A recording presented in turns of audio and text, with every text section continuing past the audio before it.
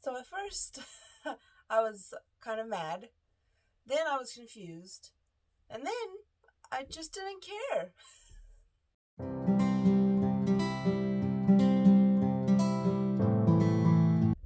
Hey everyone, my name is Jennifer. I am a full-time reseller.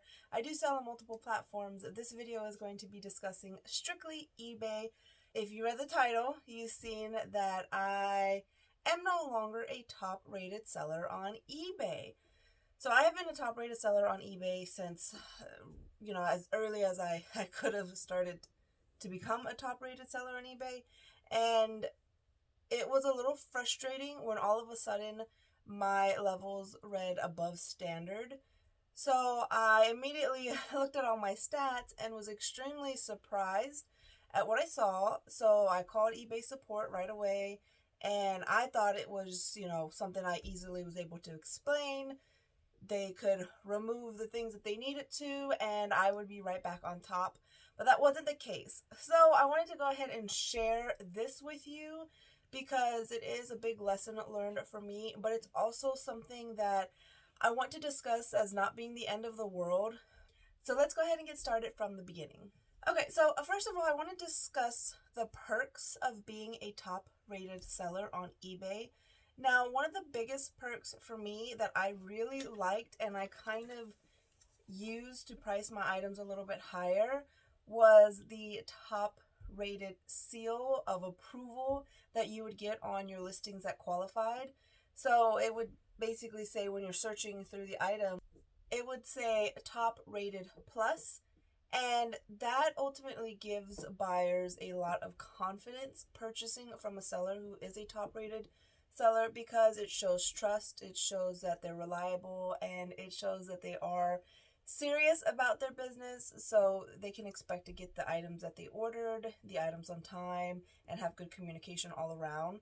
So because I've been a top rated seller and I've been on the platform for a few years, I've always felt that if there was some tight competition with items, I was comfortable pricing mine at the higher end of the market because of that, the confidence that buyers would be able to get from me and not have to hassle with any potential lazy or bad sellers. Another really good thing is you get a little bit of exclusive protections, meaning if you also offer 30-day or more returns on your items, then eBay will work with you a lot better to remove neutral or negative feedback, to help work through cases, to refund you your return shipping fee if a buyer says that they want to return the item because it's not as described, but in fact it was, that it just didn't fit or they didn't like it.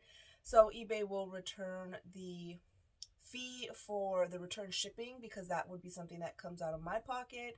Of course, you do have to call and things like that, but a lot of good extra perks that really would come in handy and just made me feel a little bit more confident selling items and knowing that it would be a little harder to kind of get screwed over. And then another thing was you would get enhanced visibility. So the algorithm, the almighty algorithm that everybody always talks about, top rated sellers do get kind of promoted a little bit more and get displayed a little bit more on searches and things like that. So I was kind of just worried that now my items aren't going to be seen as much. So that was kind of like the least important on the list, but I think it's still a pretty good perk. This is where I want to go ahead and discuss the qualifications to be a top rated seller with you all. And there is one thing in here that made me no longer qualify, and I'll go ahead and explain that at the end. But to get started, let me just break down the list. So the first thing is you have to have an active eBay account for at least 90 days, which for me, I've been on eBay since 2012, so I definitely hit that mark. You also have to have 100 or more transactions with at least $1,000 in sales within the past year. Just the past 31 days, I've had over $3,000 in sales, so I'm at that mark as well, so that's definitely not it. And when it comes to defect rate, that has to be less than or equal to 0.5%. So defect rates you get when you sell an item that you don't have any longer and you have to cancel it due to items lost or no longer available, you do get a defect there. So if yours is 0.5%, or if you have 3 or more defects, then you'll no longer qualify. I have one defect at 0.13%, so I'm still good in that area.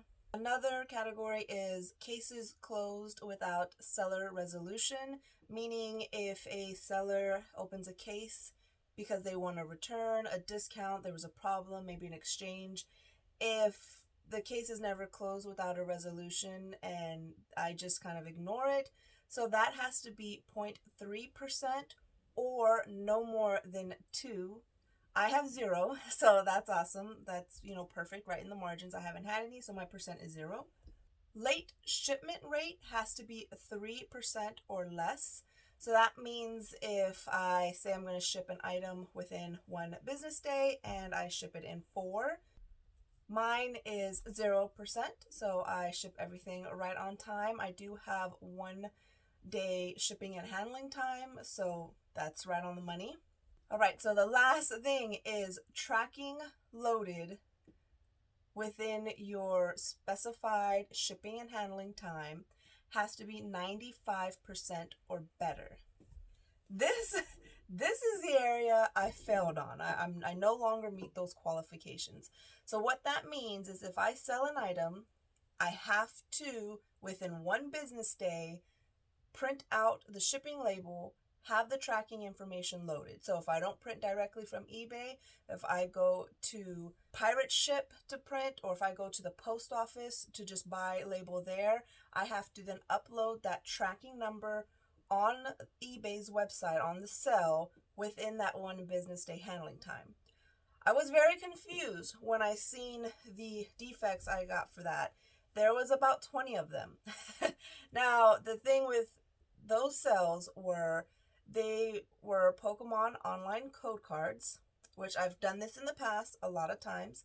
They're Pokemon online code cards, and these I ship through email. I just email a picture of the codes after purchase, so it's instant delivery, and I've gotten extremely great feedback by doing that. That's something that's completely fine. It's allowed to do on eBay as long as you send it through the eBay mailing system, like messaging system.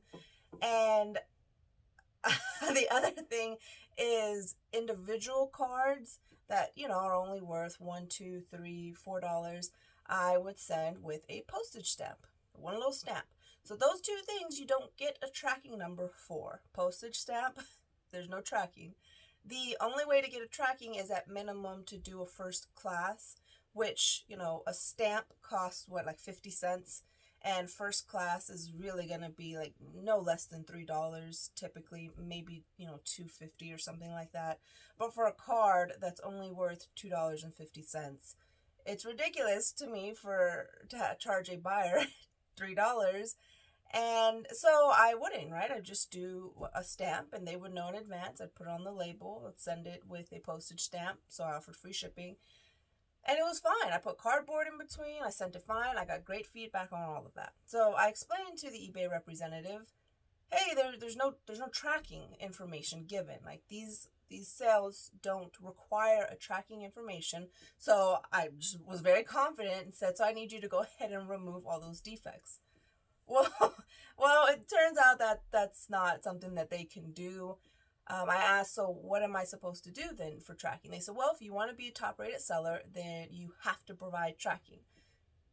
They were very nice, very smart about it, said if you can't provide tracking, then you can't be a top-rated seller. Plain and simple. So if I wanted to continue sending the codes online, or if I wanted to continue sending a postage, I'm going to have to know that I can't provide tracking, and to be a top-rated seller, you have to provide a tracking number. There's no way about it. So I said, okay, I get it. That makes sense. I never really thought about it in that form before, but having it explained, I do understand. So now, since my boyfriend is taking over really the Pokemon and everything, I'm not dealing too much with that. But if I do put anything, an individual card or something on my end, then I am going to do first class shipping and then just do it at the least expensive cost. And the buyer's either going to want to pay shipping or not, because I need to get that up. 95% or higher is the goal requirement. I'm at 87.17%. So that's a lot less than where I need to be, which I think it's going to take a little while to really get that up. However, since I have not been a top-rated seller, I've had tremendous sales. I've been selling a lot. I've been getting a lot of watchers, a lot of action. My store listings have gone down from 360 to 295 because I've just been selling so much, and I'm listing fewer items because they are worth a lot more and they're higher priced items, so I'm earning a lot larger return and profit on these. So I've just kind of been a little, distracted with other things since I'm making more money, and I just haven't been listing. But when you think about it, my store is a lot smaller now, and I'm still making consistent sales. I'm listing a lot less, but I'm making consistent, strong sales. So obviously my items are still getting viewed. I am a above average seller, which sounds so much worse than top rated seller, but I don't think that it's had a big effect on me so far. Now, fortunately, I do not get a lot of returns. I don't get a lot of return requests. If I do, it's not a big deal. You take that hit. That's part of business. So I'm not too worried about the protection as far as returns go. I am a little bit worried about the extra discount because you do get an extra 10% discount off of your seller fees. I think it's on all items. I didn't clarify when I asked the representative specifically because they said it in a way of qualifying items. So I think that just means like as long as I have returns on there as well. So I'm not too worried about it. I'm gonna definitely stop not providing a tracking number, and I want to get that back up because I really do want that seal of top rated plus. But sales have still been great. So I just wanted to share that with you. If you're not a top rated seller, don't stress over being it. I mean, if you want to be one, that's fine. But again, you do have to offer returns. So if you don't want to offer returns, don't sweat it. If it's something where you're offering returns anyway, maybe, consider just trying to hit all those marks. And also, if by chance you would maybe ship something in the mail with just a postage stamp, just wanted to let you know that that is going to go against your tracking upload. So hopefully this helped in at least a little way, or just you enjoyed the little bit of a backstory. But I'm going to get that, up eventually, and I'll probably share with you all when I do so we can see how long it took me. That is it for now. Please give this video a thumbs up if you enjoyed it, and subscribe down below if you're not already. But I will see you guys on Monday. Bye!